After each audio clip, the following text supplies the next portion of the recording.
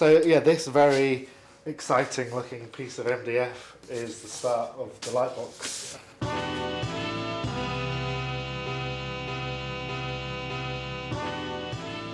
Yeah, I go by the name of INSA. I'm an artist.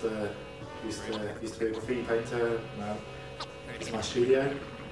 And yeah, I'm currently working on a bit of work for a response to Chris Phillips' Kate retrospective. I'm building a lightbox. It's going to have a rotating disc in it that gives this kind of kaleidoscopic kind of light beams coming out. The image of Darlene that I've used is kind of so iconic. It's an old Ice-T album cover from like early 90s, and there was this figure of this woman in the crazy smallest bikini you've ever seen holding a big shotgun. I think to any prepubescent boy at the time it became such a lodged image. You go on to think, who is she? Who is this woman? And you find out that it's actually Ice-T's wife. She is the ultimate symbol, do you know what I mean? The ultimate trophy wife. It's like, out of all hip-hop album artwork or the kind of bullshit misogyny in hip-hop, she's the most iconic image. So to kind of juxtapose her with the worship of Mary, I like the idea, as I don't have a figure to celebrate, I like the idea of putting her in the work as a beacon of the aspiration I'm meant to aspire to.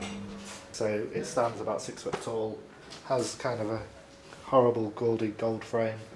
Tacky is not a very nice word, but it's too simple, but yeah, it's got to have a certain charm. Yeah, I was really keen. I've been an admirer of Chris Phillips' work for a long time, since I kind of first heard about him, when most people first heard about him back in like the mid-90s. I think if I was to explain why I like his work, I think it's very accessible, and I think I find a lot of fine art a bit pretentious and a bit exclusive and not inviting for people to enjoy. But Chris Phillips' work isn't that. I think the use of humour in his work is really accessible, really enjoyable, and it's a combination of his fun that he's had, but then also the kind of, he has still got beautiful kind of paintings. I think there's different levels in which you can appreciate it.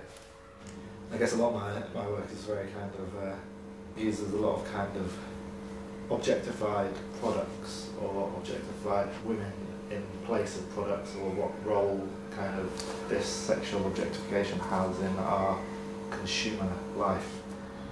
I don't want to show my face in this film because I've always worked under a kind of an anonymity, removing myself from the work and allowing the work to kind of represent itself. I want people to enjoy my work on whatever level they want to. Why I don't like doing too many interviews, because I don't want to dictate what people are meant to enjoy about my work. If it's some kids and they're like, oh, I like big bums and trainers, and that's the end level they're going to get the work, to enjoy the work, they're enjoying it. I don't want to dictate, well actually it's, I'm critiquing your appreciation of acid trainers.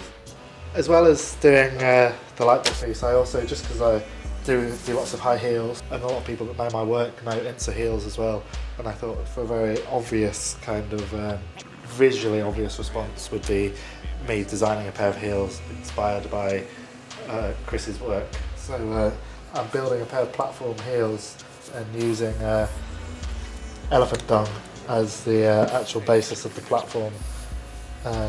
It's anything goes when it comes to hose, with a silent S. So it's anything goes when it comes to shoes.